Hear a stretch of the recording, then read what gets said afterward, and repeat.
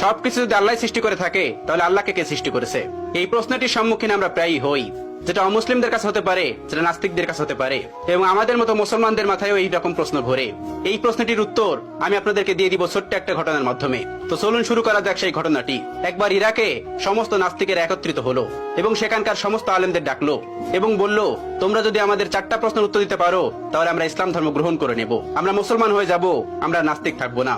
তারপর সকল আলেমরা বলল, ঠিক আছে, তোমাদের প্রশ্ন 4টি করো, আমরা প্রশ্ন উত্তর দেওয়ার চেষ্টা করব। নাস্তিকদের প্রথম প্রশ্ন হলো, আমরা তো এখন সবাই এখানে উপস্থিত আছি, তাহলে আল্লাহ তাআলা কি করছেন? এটিই ছিল তাদের 1 নম্বর প্রশ্ন। তাদের 2 নম্বর প্রশ্ন, আল্লাহ তাআলা গোটা পৃথিবীকে কিভাবে পরিলক্ষিত করে, কিভাবে তিনি গোটা পৃথিবীকে একা পরিচালনা করেন? একা দেখা তো সম্ভব না, তিনি কি করে একা এগুলো পরিচালনা করেন? এটি ছিল তাদের দ্বিতীয় প্রশ্ন। তাদের 3 নম্বর প্রশ্ন, মুসলমানদের নবী হযরত মুহাম্মদ সাল্লাল্লাহু আলাইহি ওয়াসাল্লাম মিরাজে গিয়েছিলেন, পৃথিবীর এই আহ্নিক গতি ভেদ করে আসমানের কোন দরজা দিয়ে তিনি আসমানে প্রবেশ করলেন এবং আল্লাহর সঙ্গে দিদার করলেন? এটি ছিল তাদের তৃতীয় প্রশ্ন। এবং তাদের সর্বশেষ প্রশ্ন, আল্লাহ তাআলার আগে কে, আল্লাহ তাআলাকে কে সৃষ্টি করেছেন? এই ছিল তাদের মোট 4টি প্রশ্ন। সেখানে থাকা সকল আলেমরা উত্তর দেওয়ার চেষ্টা করলো, কিন্তু কেউ সৎ উত্তর দিতে পারলো না, কারণ এই প্রশ্নগুলি খুবই কঠিন প্রশ্ন, যার উত্তর দেওয়া তো সহজ না। তারা কেউ পারল না তাদের উত্তর দিতে। ওই সবস্থল থেকে কিছুটা দূরেই ইমামে আজম আবু হানিফা রাহমাতুল্লাহর বাড়ি ছিলেন। আপনারা অনেকেই জানেন, ইমাম আবু হানিফা রাহমাতুল্লাহ কাপড়ের ব্যবসায়ী ছিলেন। তো শহরের পাশেই তার বাড়ি ছিলেন। তার কানেই খবরটি গেল।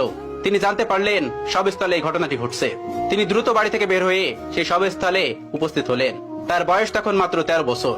তখন তিনি 30 পারা কোরআনের হাফেজ। তিনি সেখানে উপস্থিত হলেন এবং তিনি পিছন থেকে বললেন, আমি তোমাদের এই 4টি প্রশ্নের উত্তর দিতে চাই। সবাই সেখানে অবাক হয়ে গেল, এই ছোট্ট বাচ্চাটি এই কঠিন কঠিন প্রশ্নের উত্তর দেবে? অবাক হয়ে তাকে ডেকে নিল এবং বলল, তুমি আসো। তিনি বললেন, আমি তোমাদের এই সকল প্রশ্নের উত্তর দিব। সবাই রাজি হলেন। তিনি বললেন, প্রশ্ন কে করবে? একজন দেখিয়ে দিলেন, ওই যে মঞ্চে যে বসে আছেন উনি প্রশ্ন করবে। চেয়ারে বসে থাকা ওই লোকটিকে আবু হানিফা রাহমাতুল্লাহ বললেন, তুমি যখন আমাকে প্রশ্ন করবে তখন তুমি আমার ছাত্র, আমি তোমার শিক্ষক, তাহলে আগে তুমি আমাকে ওই চেয়ারে বসতে দাও, আর তুমি নিচে দাঁড়িয়ে আমাকে প্রশ্ন করবে। উদ্ভট হলেও এটি তারা মেনে নিয়েছিল। আবু হানিফা রাহমাতুল্লাহ চেয়ারে গিয়ে বসলেন এবং ওই নাস্তিকটি নিচে এসে প্রশ্ন করলো। প্রথম প্রশ্নটি ছিল এরকম যে, আল্লাহ তাআলা এখন কি করছেন? আবু হানিফা রাহমাতুল্লাহ তীক্ষ্ণ বুদ্ধি সম্পন্ন একজন মানুষ ছিলেন। আল্লাহ তাআলা তাকে অনেক হিকমত দিয়েছিলেন, অনেক জ্ঞান দিয়েছিলেন। তিনি উত্তর দিলেন, আল্লাহ তাআলা এই মুহূর্তে তোমার মতো বেকুবকে চেয়ার থেকে নামিয়ে আমাকে চেয়ারে বসিয়ে দিয়েছেন। এটি ছিল 1 নম্বর প্রশ্নের উত্তর। সবাই অবাক হয়েছিল। এই উত্তর খণ্ডানোর মতন উত্তর তাদের কাছে ছিল না, তাই তারা এটি মেনে নিতে বাধ্য হয়েছিল। এবার তিনি বলেছিলেন, এবার তোমার দ্বিতীয় প্রশ্নটি করো। দ্বিতীয় প্রশ্নটি করলো, আল্লাহ তাআলা একা এই পুরো পৃথিবীকে কিভাবে পরিচালনা করে? একা তিনি পুরো পৃথিবীকে কিভাবে দেখেন? তিনি তাদেরকে 4 কোণাওয়ালা একটা ঘরে নিয়ে গেলেন এবং সেই ঘরে একটা বাতি জ্বালালেন, একটা মোমবাতি। এবার তিনি বললেন, এবার বলো, এই আলোর মুখ কোন দিকে, এই আলোর চোখ কোন দিকে? তারা কোনো উত্তর দিতে পারলো না। তারা বলল, এই আলো তো ছড়িয়ে পড়েছে। তিনি তাদেরকে বললেন, আল্লাহ তাআলা নূরের তাজাল্লির মাধ্যমে গোটা পৃথিবীতে এভাবে ছড়িয়ে রেখেছেন এবং তিনি সবকিছু দেখতে পান এই নূরের মাধ্যমে। এই প্রশ্নের উত্তর নাস্তিকদের কাছে ছিল না, তারাও এটি মেনে নিয়েছিল। তৃতীয় প্রশ্ন করা হলো, হযরত মুহাম্মদ সাল্লাল্লাহু আলাইহি ওয়াসাল্লাম পৃথিবীর আহ্নিক গতি ভেদ করে আসমানের কোন দরজা দিয়ে আল্লাহর সঙ্গে মেরাজ করতে গেছিল? তখন আবু হানিফা রাহমাতুল্লাহ হাতে একটা ডিম নিলেন এবং বললেন, এই ডিমটি থেকে 22 থেকে 23 দিন পরে বাচ্চা ফুটে বের হবে।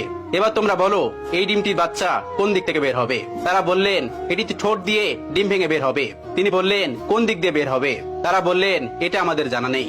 এবার ইমাম আবু হানিফা রাহমাতুল্লাহ বললেন, আল্লাহ তাআলা তার বান্দাকে আসমানে নিবেন কোন দরজা দিয়ে নিবেন এটি আল্লাহ তাআলা ভালো জানেন। এটা আল্লাহ তাআলার কাজ, তোমার আমার কাজ না।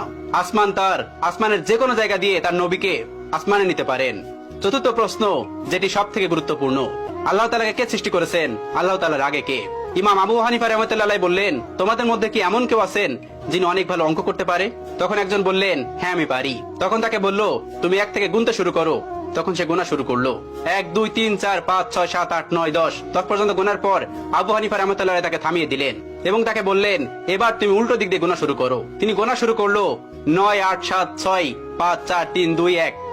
এরপরে এসে সে আর গুনতে পারলো না। এবার ইমাম আবু হানিফা রাহমাতুল্লাহ তাকে বললেন, তুমি থামলে কেন? আমি তো তোমাকে থামতে বলিনি। তিনি বললেন, এর আগে কিছুই নেই। এবার আবু হানিফা রাহমাতুল্লাহ বললেন, আল্লাহর আগেও কিছু নেই। সামান্য একটা সংখ্যা দিয়ে যদি তার আগে কি আছে তুমি বুঝতে না পারো, তাহলে তুমি সেই মহান সত্তাকে কিভাবে বুঝতে পারবে যে তার আগে কেউ নেই? তোমার মাথায় এই জ্ঞান আল্লাহ তাআলা দেননি। এজন্য তুমি প্রশ্ন করো, আল্লাহ তাআলার আগে কে? আল্লাহ তাআলার আগে কেউ নন। কুল হুয়াল্লাহু আহাদ, আল্লাহুস সামাদ, লাম ইয়ালিদ ওয়া লাম ইউলাদ ওয়া লাম ইয়াকুল লাহু কুফুয়ান আহাদ। তিনি এক এবং একক, তাকে কেউ জন্ম দেননি, তিনিও কাউকে জন্ম দেননি। তিনি শাশ্বত চিরন্তন, তার আগে পরে কেউ নেই। এই ছিল আবু হানিফা রাহমাতুল্লাহ প্রজ্ঞা এবং জ্ঞান, যেটি দিয়ে তিনি পুরো পৃথিবীকে আলোকিত করে রেখেছিলেন তার জ্ঞান দিয়ে। এখনো তার কিতাব, তার দর্শন দিয়ে মানুষ ইসলামকে পরিচর্যা করে। আল্লাহ তাআলা আমাদের সকলকে ইসলামের পথে থাকার তৌফিক দান করুন, ইসলামের পথে চলার তৌফিক দান করুন, ইসলামের বিধানগুলো মানার তৌফিক দান করুন।